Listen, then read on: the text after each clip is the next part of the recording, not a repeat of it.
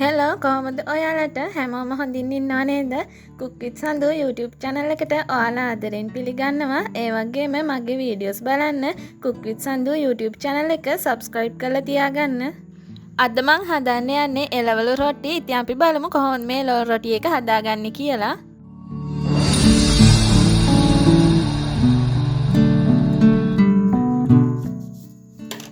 මං ඉස්සෙල්ලාම එළවලු රොටි එකට අවශ්‍ය කරන මාළු එක හදාගන්න යන්නේ. මං ඒකට අරන් තියෙනවා ලොකු ලූණු ගෙඩි දෙකක්, ඒ වගේම අමු මිරිස්, කරපිංචා, සුදු ලූණු. ඉතින් මේ ඔක්කොම පොඩියට කපා ගන්නවා.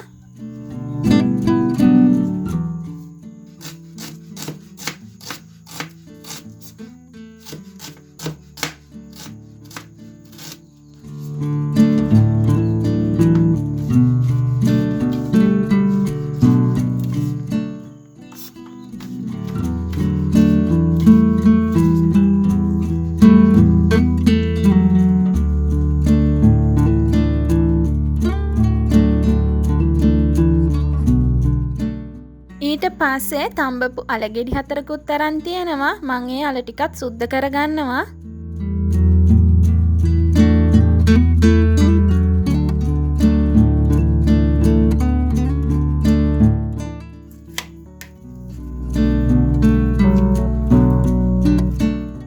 තඹපු අල ටික හොඳින් පොඩි කරගන්නවා.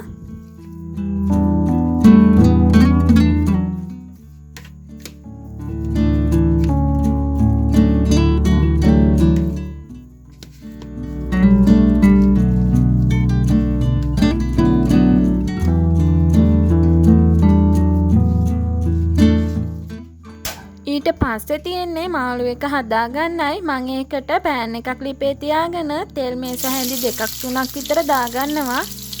තෙල් ටික රත් වෙද්දී කපාගත්ත සුදු ලූණු ටික එකතු කරගන්නවා. කරපිංචාත් එකතු කරලා ඔක්කොම කලවම් කරගන්නවා.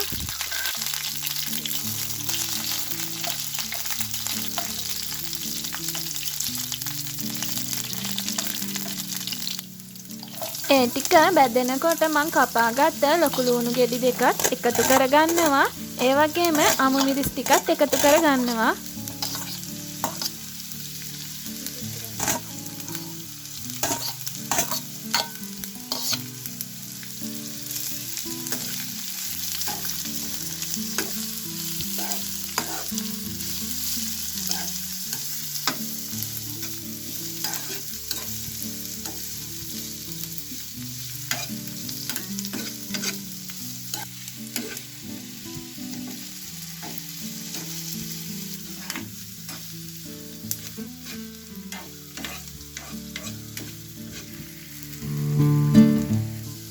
බැදුණු ලූණු ටිකට මං ලුණු තේ හැඳි භාගයයි කහ කුඩු තේ හැඳි කෑලි මිරිස් තේ හැඳි 1/4යි මිරිස් කුඩු තේ හැන්දයි එකතු කරගන්නවා. ගම් මිරිස් කුඩු ස්වල්පෙකුත් එකතු කරගන්නවා. ඔයාලගේ සැර අනුව මේවා අඩු වැඩි වශයෙන් එකතු කරගන්න.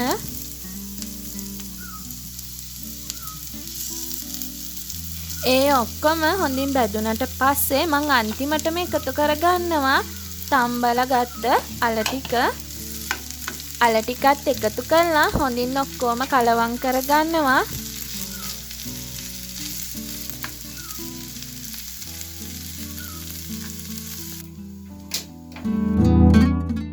දැන් මාළු එක හදාගෙන ඉවරයි. දැන් අපිට තියෙන්නේ එළවලු රොටියට ඕන කරන පිටි මිශ්‍රණය හදාගන්න එක.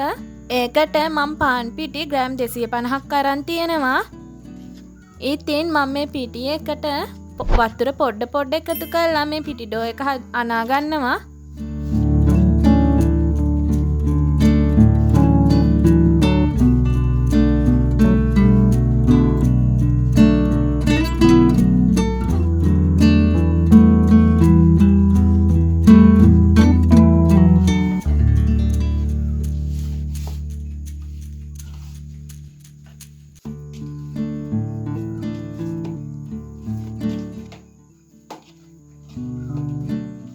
පිටි එක මේ පදමට අනාගත්තට පස්සේ මං තෙල් ටිකක් එකතු කරලා හොඳින් තෙල් ටික පිටි එකේ ගා ගන්නවා. ඊට පස්සේ මම මේ පිටි ටික වහලා විනාඩි 10ක් අරන් තියාගන්නවා.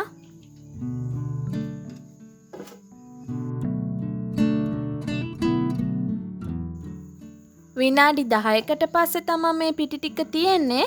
මම මේ පිටි ටික පොඩි බෝල වලට බෝල වෙන් කරගන්නවා. ඊට පස්සේ තියෙන්නේ අපිට රොටි එක හදාගන්න. මම ඒකට තැටියක් පාවිච්චි කරනවා. ඒ තැටියේ තෙල් ගාලා ගන්න ඕන. ඊට පස්සේ මේ පිටි බෝලයක් අරගෙන මම හොඳට අතින් තුනී කරගන්නවා. තුනී කරගත්ත රොටි එකට මම හදාගත්ත මාළු වලින් පොඩ්ඩක් එකතු කරගන්නවා.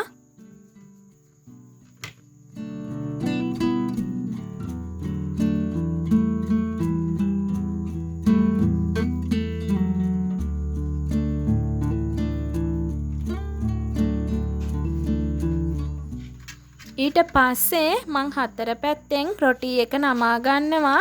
ඔයාලට මේක ඕන හැඩයකට නමා ගන්න පුළුවන්.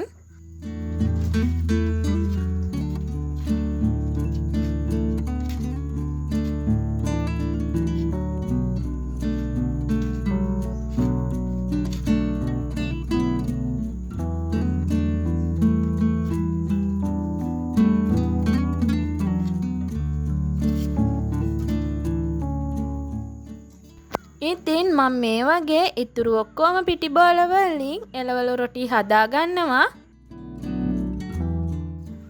දැන් රොටි ටික හදාගෙන ඉවරයි. දැන් තියෙන්නේ අපිට එළවලු රොටි ටික පුච්ච ගන්න. ඉතින් මම ඒකට පාවිච්චි කරන්නේ පෑන් එක. පෑන් එක රත් වුණාට පස්සේ මම එළවලු රොටි ටික තියලා හොඳින් එළවලු රොටි පුච්ච ගන්නවා.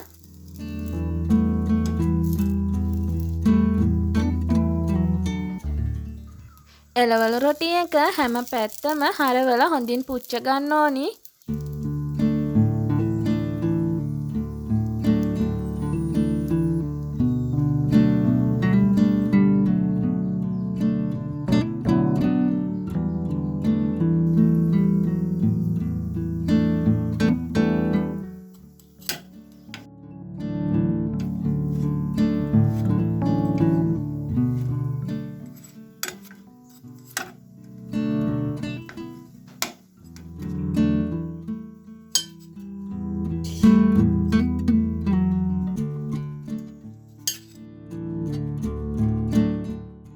ඉතින් දැන් එළවලු රොටි එක පුච්චගෙන ඉවරයි.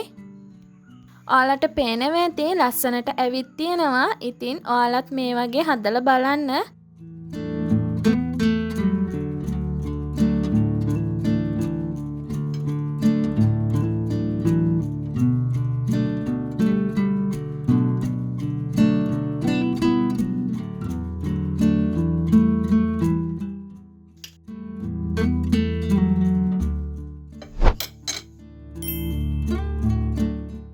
මේ එළවලු රොටි එක හරිම රසයි. ඒ වගේම ලේසියෙන්ම තේ වෙලාවට හදා ගන්නත් පුළුවන්. ඉතින් හැමෝටම thank you මගේ වීඩියෝ එක බැලුවට. ඔයාලා මගේ ඉදිරි videos බලන්නත් cook with Sandhu YouTube channel එක subscribe කරලා තියාගන්න. හැමෝටම සුබ දවසක්. thank you.